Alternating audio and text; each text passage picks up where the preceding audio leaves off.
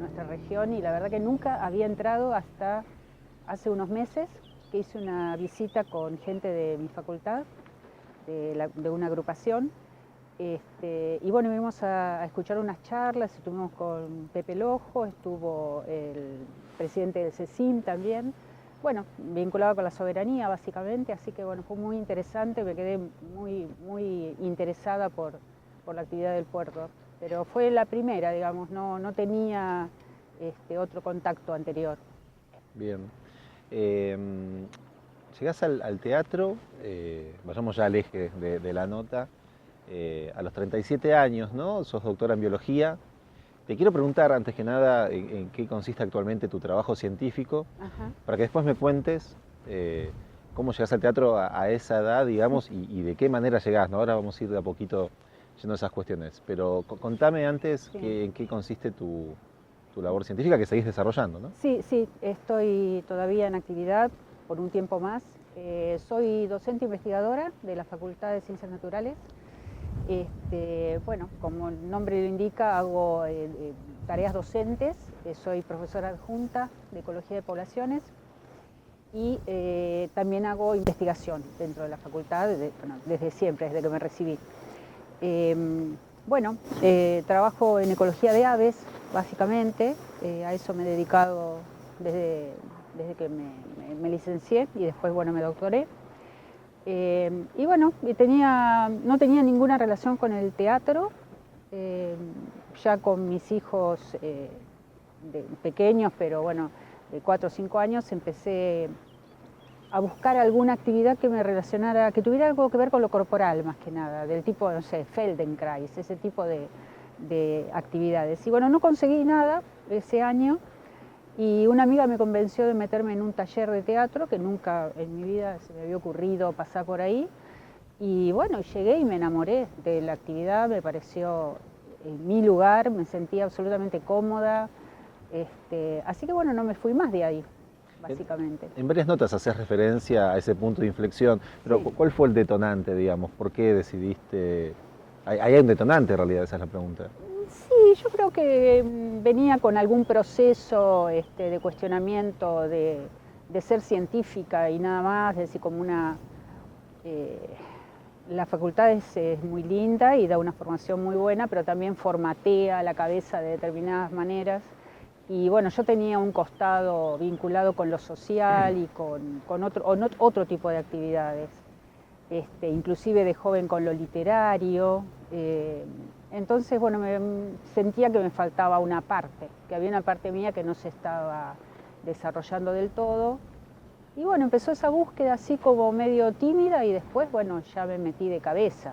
Muy de cabeza, ahora vamos Sí. a ir a eso también, pero contame esto que acabas de comentar justamente al pasar, ese coqueteo con la literatura de más joven, ¿no? ¿Cómo fue eso? Sí, sí, yo, ¿Qué era? mira, tengo el primer poema que lo escribí creo que tenía 8 años, es decir, aprendí como a escribir y también empecé a coquetear con la poesía. Y bueno, escribí más o menos hasta los 20 años, fundamentalmente poesía, ¿no? Y después no quise escribir más, me negué a la escritura como forma de comunicación. Y, y bueno, y estuve 20 años sin escribir. Recién como a los 40, 41, empiezo a hacer un taller de escritura creativa, pero con la idea de alimentar mi trabajo como actriz, más que nada, como abrir otros campos de asociación. Y bueno, y también me pasó lo mismo que con el teatro, que me di cuenta que, bueno, me había ido de la escritura, pero en realidad estaba volviendo. Hice un rulo y volví, ¿A digamos. qué taller recurriste? Ese era un taller que dio Diana Miama, Ajá. que ella ya no vive acá en La Plata, pero bueno, es platense. Este, y bueno, duró un año y ahí, bueno, podíamos escribir cualquier género. Y bueno, yo arranqué haciendo diálogos, porque era lo que estaba acostumbrada mi taller de teatro.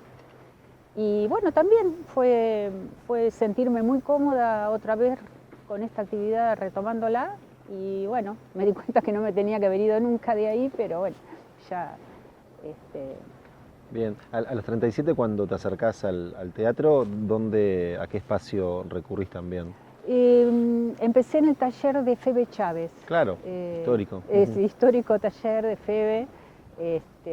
Bueno, hice mis 3 años ahí. Y después, bueno, empecé a hacer otros tipos de talleres más cortos, algunas formaciones con otros maestros acá o en La Plata. Pero empecé con ella en ese taller. Es un taller maravilloso, yo lo recomiendo muchísimo para cualquier persona que quiera empezar, porque la verdad que da una base muy, muy buena. Bien, cuando te metes en teatro te metes de manera por lo menos llamativa en la actuación, en la autoría, digamos, en la dramaturgia en sí misma y en la dirección también, digamos, ¿no? O sea, Sí. abordás los 3 aspectos, digo, no es lo habitual, habitualmente se ocupa un rol. ¿Cómo es ese proceso? Sí, yo en la dirección en realidad soy una colada, no me siento... Pero es otro lenguaje directora. también, digamos, ¿no? Sí, totalmente, es otra cosa. Otro rol también. Otro rol, sí. Y bueno, lo hice en un par de oportunidades, no he dirigido mucho, pero en algunos momentos me han dado ganas de poner en escena alguna obra mía y lo hice yo, pero no es la actividad en la que yo me siento más cómoda. Lo hago, lo disfruto, pero yo me siento más dramaturga que directora. Y en general, bueno, los textos que escribís, si los toma otro director u otra directora, siempre se enriquecen mucho más, porque bueno, se empiezan a disparar otros sentidos, otras miradas, que bueno, que siendo la misma persona se cierra un poco. Entonces, no he tenido ningún problema en dar mis textos a quien los pide. La verdad que he tenido experiencias muy buenas con la dirección de otras personas sobre mis textos. Bien, en lo que hace a tu producción literaria, corregime, creo que de alguna nota has deslizado también la idea de que no es una ciudad muy visitada, muy explotada desde la ficción, ¿no? Digo, hay textos desde poesía, novela, ¿no? Ahí tenemos una novela escrita por un porteño, ¿no? Como Aventuras de un fotógrafo en La Plata, de Bioy Casares. Digo, pero esto, ¿no? Que vos comentás, que quizás le hemos dado la espalda al río también, digamos, como zona, digo, topográficamente también, geográficamente. De vuelta, pero ¿qué nos puedes contar de esa percepción de que quizás la ciudad no ha sido tan contada desde la ficción? Que además, ¿no? Esta idea de ciudad perfecta y demás quizás no fue tan exprimida, ¿no? Desde la ficción. ¿Qué puedes contar de eso? Creo que nunca es suficiente por ahí. Por ahí sí la ciudad es contada o ha sido contada, pero en una forma parcial. Me parece que nunca es suficiente, siempre falta un poco más. Y a mí me gusta escribir mucho sobre cosas que tengan que ver con mi ciudad. Me parece que hay un montón de temas que han quedado ahí dando vueltas sin ser escritos. Y bueno, nosotros tenemos el grave problema de estar tan cerca de Buenos Aires, ¿no? Y de que mucha gente tiene la mirada puesta en lo que se produce en Buenos Aires y no le da mucho valor a lo de acá si no pasa antes por Buenos Aires o si no. También lo vemos con producciones que se traen, que son de Buenos Aires, cuando nosotros tenemos a cabo producciones muy importantes también. Me interesa eso, es la cartelera, ¿no? Sí, en cartelera muchas veces se ve que se traen producciones de otro lado, a veces mezcladas con gente de acá, pero bueno, hay como tenemos una especie de mal con eso, ¿no? Que estamos mirando siempre mucho para Buenos Aires, en lugar de construir una identidad más propia, ¿no? Sí, es una distancia intermedia, porque no estamos ni tan lejos ni tan cerca, pero...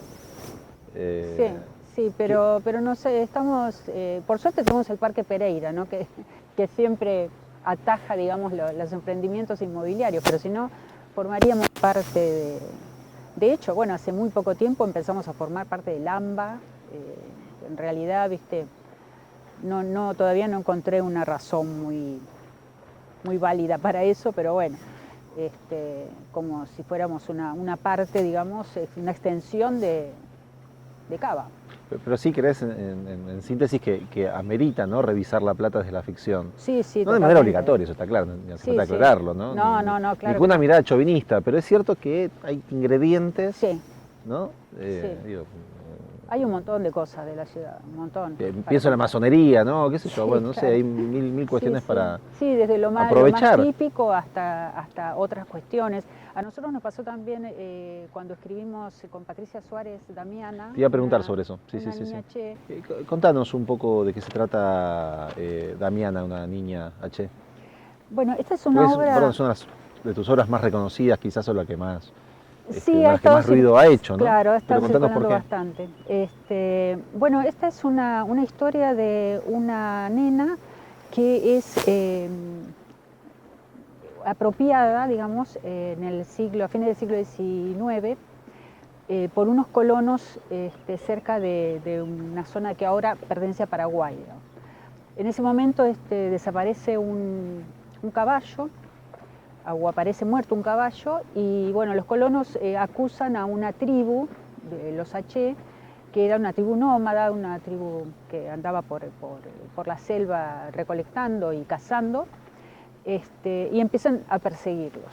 En esa persecución encuentran en un momento a un grupo familiar, un clan, hay una masacre, matan a muchas de esas personas, otros escapan y queda una nenita de unos 2 años.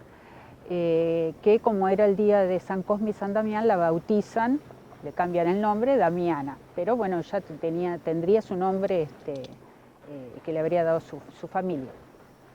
Y esta nena, bueno, se la llevan con ellos, la crían, y al año siguiente llega una delegación del Museo de la Plata de naturalistas y piden ser llevados al lugar de la masacre, levantan los restos de estas personas que habían muerto ahí, que habían sido asesinadas, las traen para el museo y también traen a la nena. La nena la llevan para ser criada en la casa de la madre de Alejandro Korn, de Elena Korn, en San Vicente. Y bueno, esta nena es criada ahí, preparada para ser una empleada doméstica, digamos, una mucama. Y a los 14 años, cuando empieza su despertar sexual, empieza a tener distintas actitudes que son incompatibles con la moral. Entonces escapa, se ve con alguien y bueno, entonces deciden encerrarla en el Melchor Romero. La internan ahí y a los 14 años ella muere en ese lugar de tuberculosis. Ahí aparecen digamos en la historia Roberto Alemán Nietzsche, que es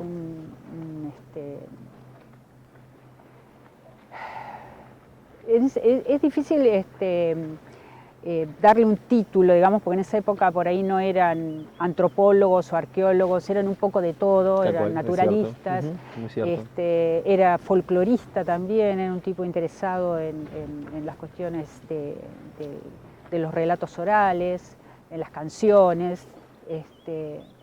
Y bueno, este hombre estaba prácticamente obsesionado con Damiana, quería averiguar todo sobre su lengua. La nena lo único que repetía eran 3 palabras que había traído de su lengua original y él como era lingüista también, y bueno, estaba muy encima de ella y en este lugar, en el Melchor Romero, la fotografía desnuda.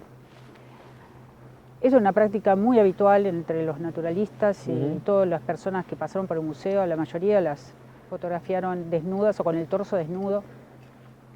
Y esta nena, bueno, es muy conocida una imagen de ella que está desnuda en el patio del hospital. Al poco tiempo ella muere y ya estaba destinada su cuerpo a ser estudiado. Entonces lo traen al Museo de Ciencias Naturales, ahí la decapitan. Estamos hablando ahí del año, más o menos. 1900, principios de 1903, 4 por ahí debe haber sido la muerte de ella.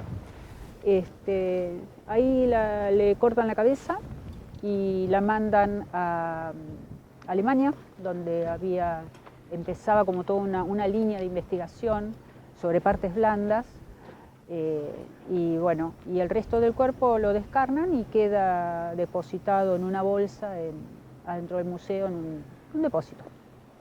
100 años después lo encuentra un grupo de chicos, de estudiantes de antropología, que constituyen el grupo Guías, el grupo universitario de investigación en antropología social. Ellos encuentran este resto, empiezan a rastrear y bueno, se dan cuenta que es Damiana. Entonces empieza a salir a la luz toda la historia. Además, bueno, Lehmann-Nitsche hizo varios trabajos científicos sobre ella que están publicados, cualquiera los puede leer, están en los repositorios de la universidad. Y bueno, y ahí empieza otra etapa para Damiana, que es la de su restitución y también del rastreo de su cabeza en Alemania, porque esa parte ya se había perdido. Y bueno, es objeto de una restitución bastante compleja, porque bueno, intervienen 2 países, Alemania y Argentina, y la restitución es a un tercer país, que es Paraguay. Bueno, ahí su gente la recibe, le dan una sepultura como de acuerdo a sus costumbres, y la bautizan con el nombre de Krigi.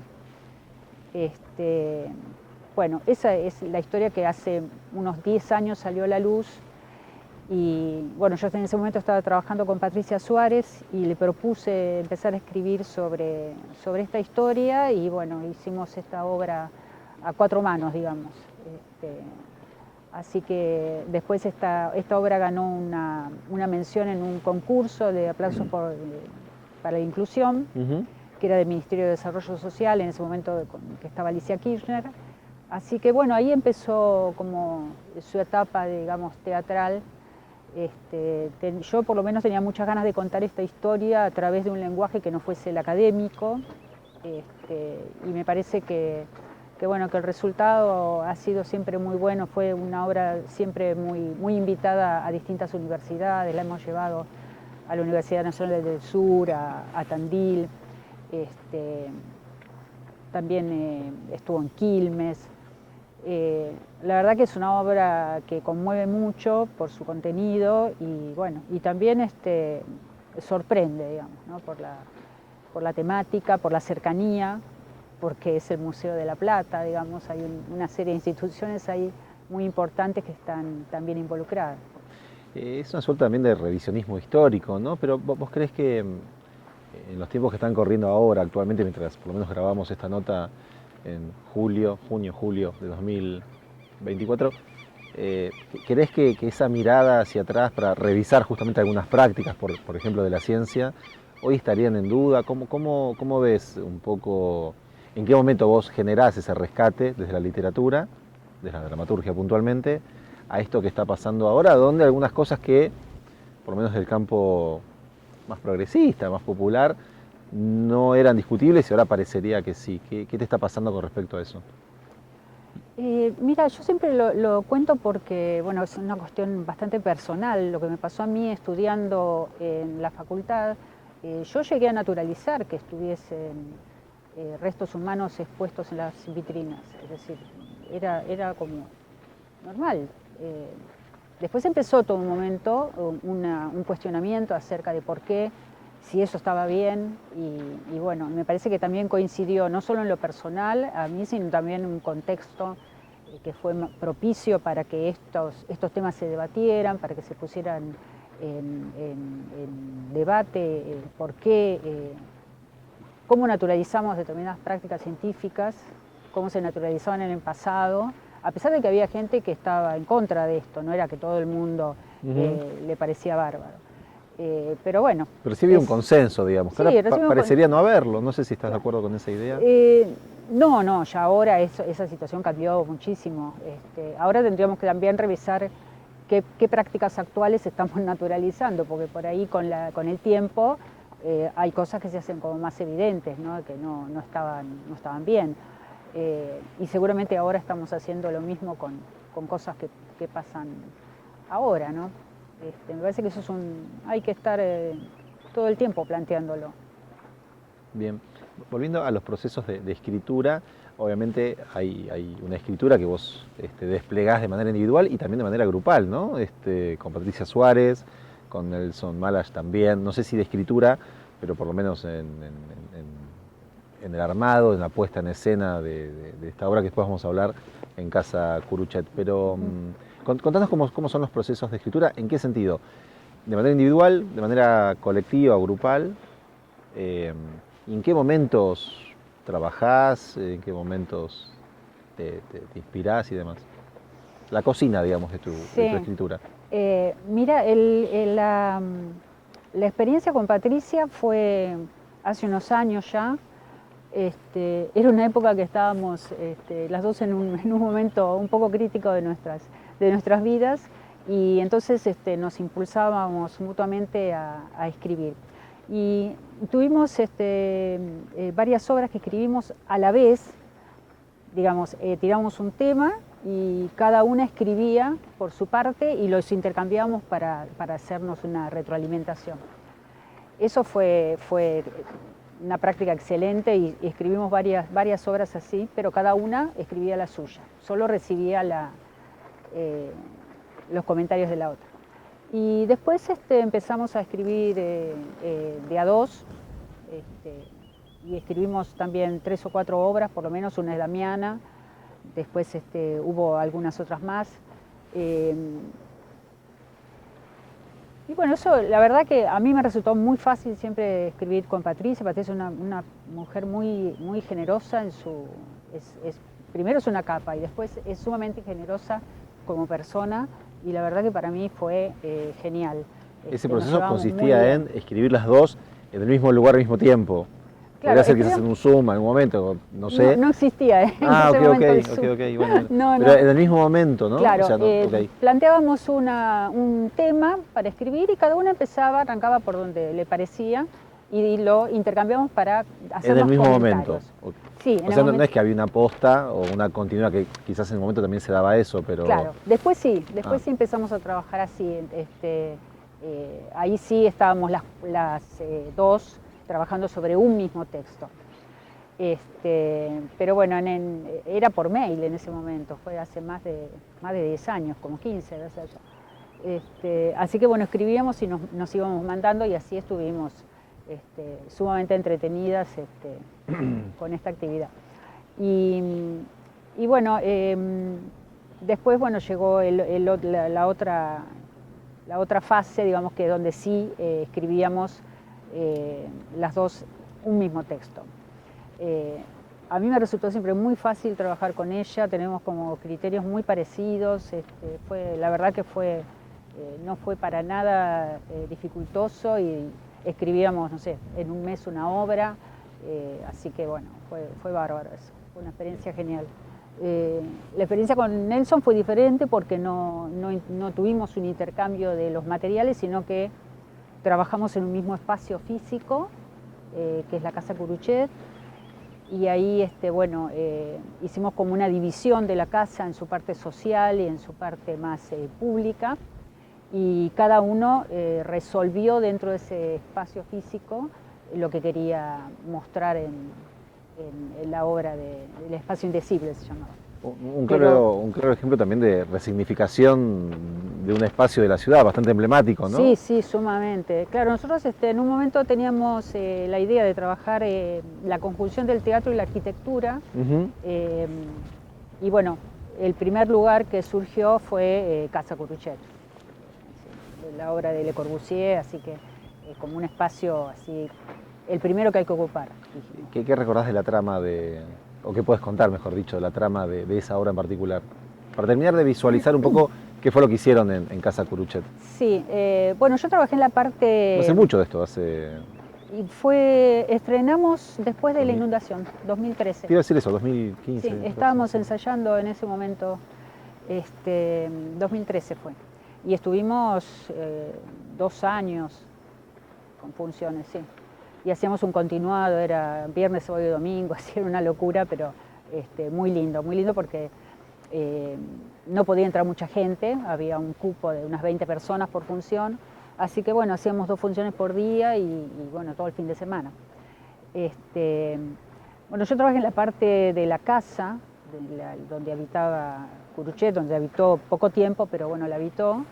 Y bueno, yo me planteé la idea de trabajar como una serie de monólogos que apenas se entrecruzaban, vinculados a Le Corbusier o o a alguien vinculado a la casa, a Curuchet, al dueño. Entonces, bueno, había una empleada de Cap Martin, que es el lugar donde muere Le Corbusier en Francia. Había una secretaria de su atelier, un amigo de Curuchet que quería, como que iba a supervisar la obra. Y bueno, y también estaba Josephine Baker, que, bueno, que se conocían y que aparentemente habían tenido alguna especie de romance. Esos eran los 4 personajes. Y bueno, ocupaban distintos espacios de la casa, de la casa familiar. Y bueno, y había una interacción ahí. Y era como hablar de Le Corbusier, pero sin que apareciera él, sino a través de otras personas. Esto es un truco que siempre da mucho resultado y que da mucha libertad también, porque no está el personaje en cuestión, sino las miradas de otros sobre él. Vos seguís con tu actividad científica docente. Sí. Ahora me vas a contar otros aspectos de tu vida, como por ejemplo esto de hacer stand-up con el grupo Popper, ahí vamos a eso. Pero quiero indagar un poquito más en los procesos de escritura. Me contaste la experiencia con Patricia Suárez, pero a nivel individual, digamos, ¿en qué momento escribís? Si tenés algún tipo de metodología de laburo o es, bueno, cuando se puede. Sí, es cuando se puede, es siempre, es un poco todo. Yo cuando empecé a escribir estaba desesperada por escribir. Escribía todo el tiempo, tengo una producción bastante, más bastante de 20, grande en número. 25 obras, ¿no? Algo así de teatro. No, 60 tengo. 60. Wow. 60 entre monólogos y obras. Voy a actualizar 60. el dato. 60, sí. Bien. Sí. Bueno, una necesidad muy grande de escribir sobre un montón de temas, no sé, estaban ahí dando vuelta en mi interior y necesitaban salir. Después un poco empecé a seleccionar más sobre qué y cómo, pero al principio fue así como una actividad muy frenética la escritura de teatro. Y bueno, yo depende de los temas,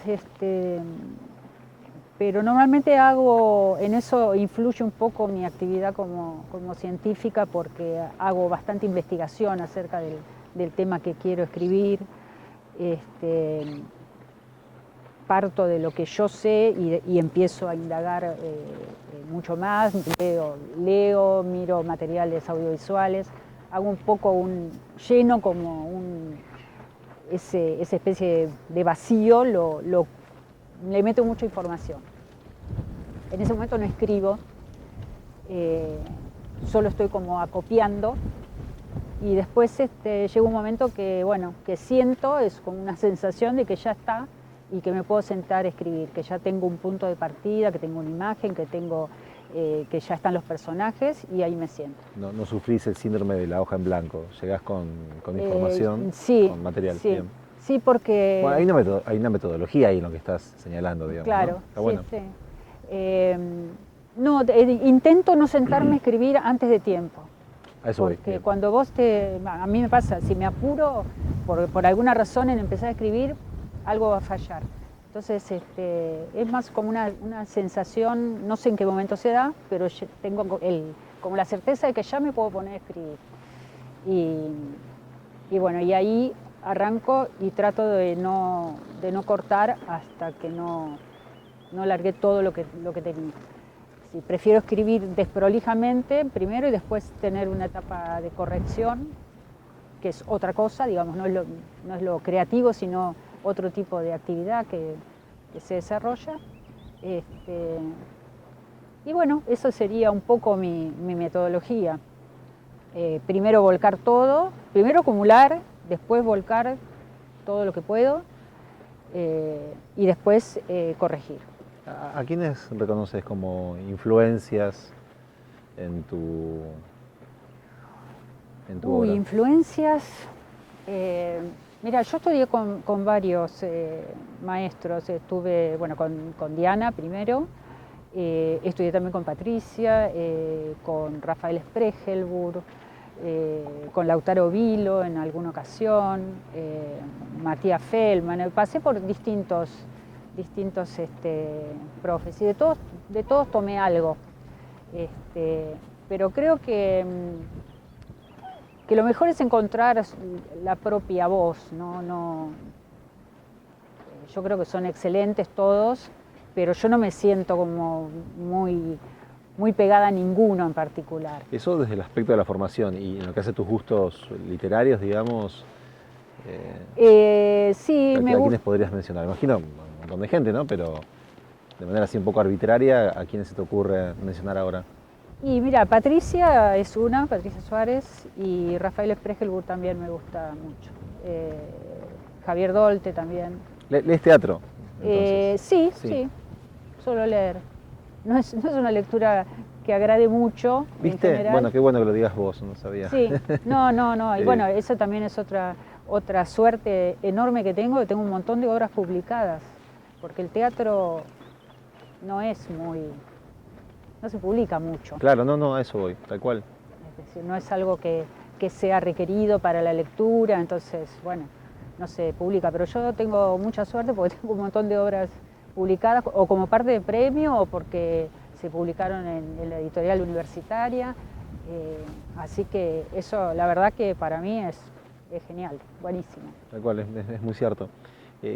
Decía recién que también haces intervenciones o desplegás, si querés, algún tipo de actividad en ese otro género que es el stand-up, novedoso, nuevo, no sé qué nombre ponerle, con el grupo Popper. Sí. Que tiene más que ver con divulgación, ¿verdad? Tengo entendido. Sí. ¿Qué nos podés contar de ese grupo y por qué también llegás, ¿no?, a ese tipo de Sí, lo que hacemos es comunicación pública de la ciencia, sería básicamente. Mira, esto fue una experiencia fabulosa que se propone desde el Ministerio de Ciencia y Tecnología en el año 2015. En ese año había un programa de popularización de la ciencia que era una maravilla. Y bueno, ahí se les ocurrió hacer una convocatoria a científicos que quisieran formarse en stand-up, para hacer stand-up científico, para comunicar ciencia a través del humor. Bueno, se anotaron 300 investigadores de todo el país. Mira. Y docentes. Sí, ahí se quedó demostrado que los científicos también hacen otras cosas, no son solo científicos. Hay otros intereses también. Y bueno, de ese grupo quedamos 30. Hicimos una formación en la Casa del Bicentenario en Buenos Aires.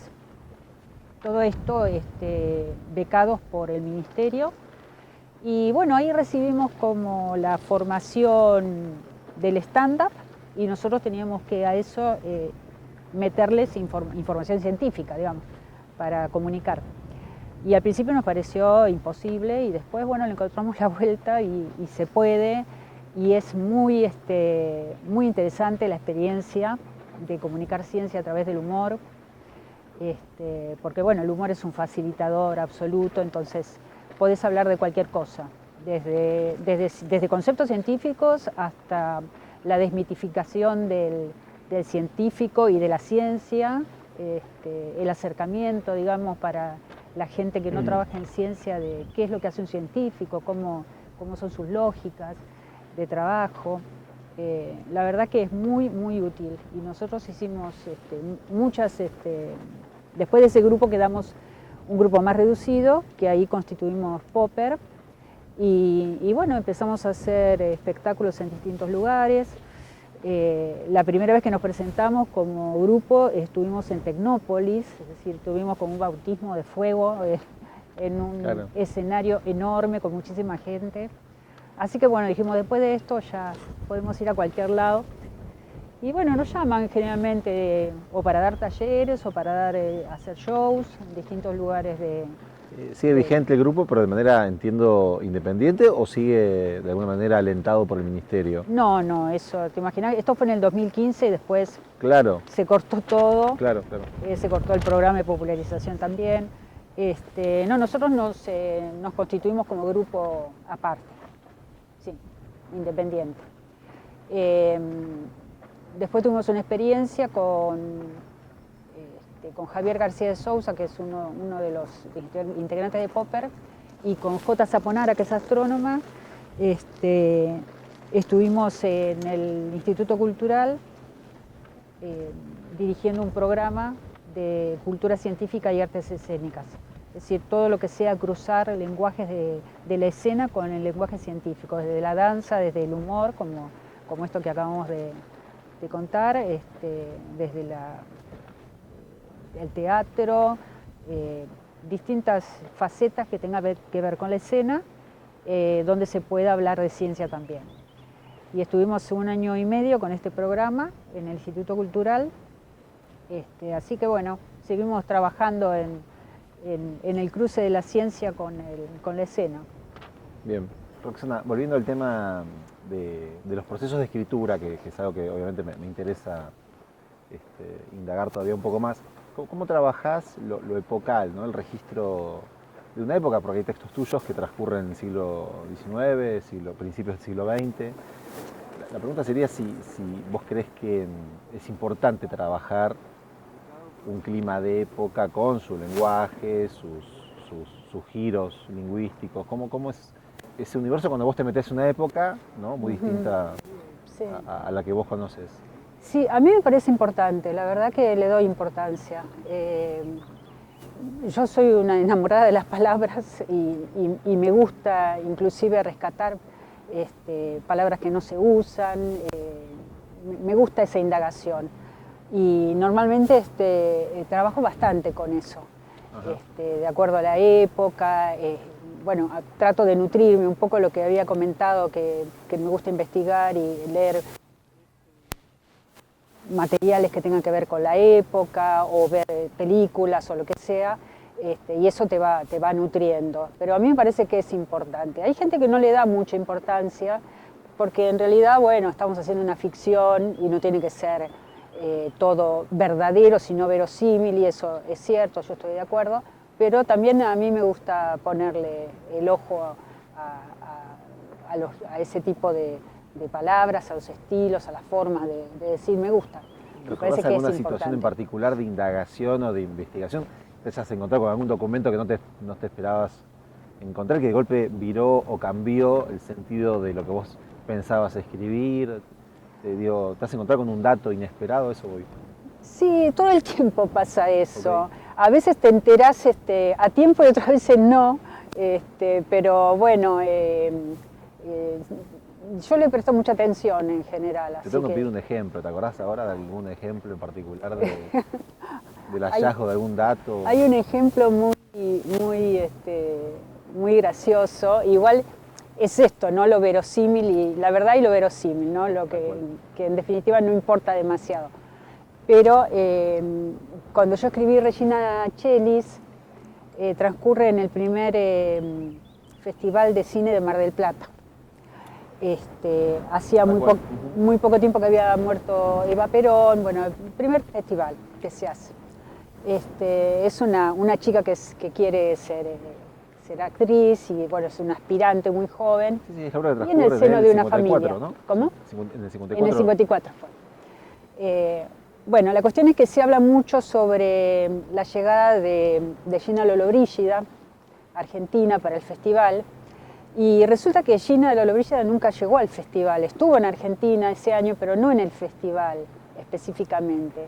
Pero hay todo un mito alrededor de esa visita que sigue operando, digamos. Y al día de hoy hay mucha gente que piensa que estuvo acá, pero no estuvo. Es decir, le metieron romances con Perón. Bueno, hubo muchísima producción, digamos, de información acerca de eso, pero ella no estuvo en realidad. Una histeria colectiva, podríamos decir. no había estado en realidad. Y en mi texto se habla mucho de esa visita, pero bueno, pero ella no estuvo. Y en realidad hablaba con ¿cómo se llama este chico? Bueno, no sé el nombre, bueno, un pibe que es muy conocedor del cine argentino de la época, y bueno, me decía una cosa que es cierta, y es que ya no importa si estuvo o no estuvo, porque lo que sigue funcionando es el mito que se creó alrededor de ella, que era amante de Perón y que la habían fotografiado con una cámara que era especial y se la veía ella desnuda abajo de su ropa. Es decir, todo eso que conformó parte de esa época sigue funcionando igual, aunque ella no estuvo. Tal cual. Y Bueno, apuntaba a eso, ¿no? Digamos, la preponderancia que debe tener el dato fidedigno sin tergiversarlo tampoco de manera extrema, ¿no? Sí, hay veces que también los datos que son fidedignos, como decís vos, que son la verdad, que es lo que ocurrió, no nos sirve tampoco para la ficción o no nos funciona tan bien y bueno, y lo cambiamos, ¿no? Porque es ficción, básicamente. Es ficción, tal cual, exactamente. Eso es lo más lindo. Es lo más lindo porque justamente sirve para, ¿no? Incluso sí, para vivir lo real. Tal cual. Ahora se está tergiversando demasiado la realidad, ya de manera bueno, pero el teatro, a mí, bochornosa. por ejemplo, escribir teatro me permite vivir todas las vidas. Si yo tuviera que hacer un papel como actriz, bueno, es un papel, pero acá los escribo y escribo los de todos. Entonces voy multiplicando mi vida, que es efímera como la de todos, la multiplico en un montón de personajes. Y fue lo que saliste a buscar a los 37, ¿no? Comentabas al principio, cuando fuiste a buscar el teatro después Sí, tal cual.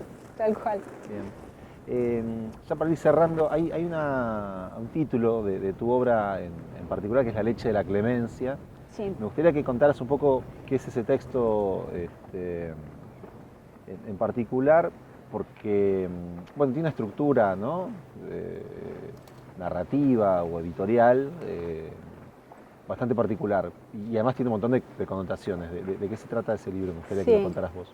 Mira, La leche de la clemencia es un libro de monólogos. Sí, perdón, y editado en Edult, ¿no? Un sí, que es un sello universitario. La editó la editorial de la Universidad Nacional de La Plata. Es un libro virtual, digamos, no es físico, es de descarga gratuita desde las redes. Y bueno, la idea era armar un libro de monólogos que fuese bilingüe, que fuese en francés y en español, porque yo había estado en una visita presentando otro libro, Despojos, había estado en París y había estado en contacto con gente de hijos de allá y de otras agrupaciones de derechos humanos. Y bueno, habíamos estado charlando sobre la posibilidad de que hubiese niños apropiados, hoy adultos obviamente, viviendo en Francia. Entonces empecé a pensar en la posibilidad de armar con algunos monólogos míos que habían estado en Teatro por la Identidad un libro que tuviese una traducción al francés y que tuviese una difusión amplia, por eso es un libro de descarga libre. Y bueno, lo trabajé con la gente de la editorial y con algunos amigos de Francia y de acá también, una chica francesa que también me ayudó, que vive acá. Y bueno, armamos este libro para contribuir a la búsqueda de los niños apropiados que todavía faltan encontrar. Tiene prólogo de Estela de Carlotto, el libro, y de gente de hijos de allá de París. Así que bueno, es una suma de monólogos que tienen que ver con la identidad básicamente y con la historia argentina. ¿Título que hace referencia? La leche de la clemencia, bueno, la frase de Américo Scioldi, ¿no? Cuando fue el golpe de Aramburu, el que derroca a Perón. Y es el nombre de más de uno de los monólogos, La leche de la clemencia. Sí, ese monólogo en realidad sale de una obra de teatro mío que se llama El Polvorín y hay un personaje que tiene una parte que monologa y yo extraigo de esa obra y lo trabajo como por fuera. Esto es algo que habitualmente pasa, uno se autorroba, digo yo, ¿no? Porque por ahí aparece un personaje que después se puede desarrollar en otra obra. Así que bueno, es un monólogo que hizo Manuel Viñó acá en La Plata, en Teatro por la Identidad de La Plata también. Bien, contanos qué estás escribiendo, qué otros proyectos en ciernes tenés actualmente. Mira, ahora me estoy volcando un poco a la narrativa. Estoy escribiendo narrativa más que teatro últimamente. ¿Qué formato? Cuento. ¿Cuento? Sí, sí. Pero bueno, muy incipiente, muy alumna burra, digo yo, la alumna que no sabe nada y que quiere aprender, lo cual es maravilloso, porque justamente no sé nada y estoy aprendiendo todo. Y bueno, en teatro escribí hace muy poco igual una obra que ganó en un certamen en España, que es una convocatoria como si fuese el CONICET de España, es el organismo de ciencia español. Organizan un certamen donde las obras de teatro tengan temática científica, y este año le daban bastante importancia a que fueran mujeres científicas. Y yo hacía un tiempo que quería escribir sobre Mary Claire King. ¿Sobre? Mary Claire King es una genetista que visita a abuelas de Plaza de Mayo y para plantearle la posibilidad de encontrar una forma de comprobar el parentesco entre abuelos y nietos. Es decir, como faltaba la generación de los padres, cómo probar que determinados chicos eran parientes de sus abuelos. Y bueno, hasta ese momento no había nada y ella se pone al hombro esa tarea y bueno, y descubre lo que después se llama índice de abuelidad, que bueno, que fue sumamente útil para determinar los parentescos de los chicos apropiados. Así que bueno, yo escribí sobre esa... ¿Ya tiene título eso? Sí, se llama Filiación, la ciencia de las abuelas. Y bueno, gané ahí el segundo premio, así que eso fue la última obra que escribí. Así que muy contenta con eso también. Bien, con la idea de ponerla en escena. Sí, hay una posibilidad de que se ponga en escena en España y bueno, y el que la quiera poner en escena acá también está a disposición. Bien, la última consulta, que un poco tiene que ver con el título del programa y demás, pero tiene distintas miradas o respuestas posibles. Después de cierto recorrido, ¿no? La pregunta es si aparecen algunas conclusiones, ¿no? Si uno mira hacia atrás, decís, bueno, aprendí tal cuestión, o tengo la certeza en tal cuestión. ¿En tu caso? Yo me animo a agregar también la coyuntura, ¿no?, que estamos atravesando, que me parece que nos está llenando de incertidumbres y demás, pero no importa. La pregunta es, después de cierto recorrido y edad también, por supuesto, ¿llegaste a alguna certeza? La verdad que no, certezas no, no, certeza ninguna, y a veces parece que acumulamos más dudas que certezas, pero nada, yo miro para atrás y creo que este camino que inicié en el teatro fue realmente muy valioso para mí, y creo que para otros también.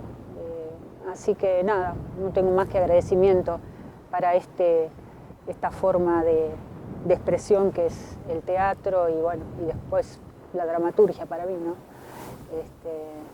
Pero no me atrevería a decir que tengo muchas certezas, solamente ganas de seguir aprendiendo cosas.